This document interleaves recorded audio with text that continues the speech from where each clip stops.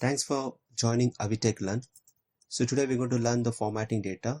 So this is the format data. This is unformatted data. Let's do the same formatting what we have in the sheet 2.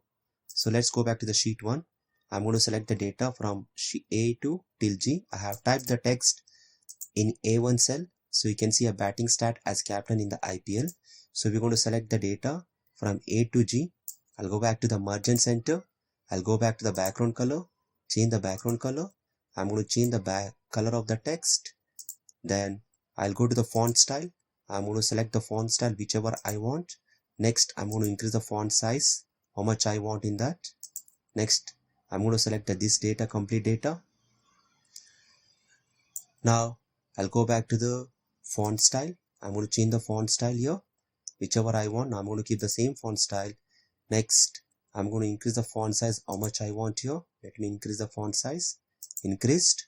Now I'm going to select the first row of this. Next, change the background color of this.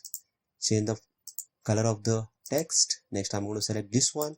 Then I'll change the background color of that, black. Change the font color.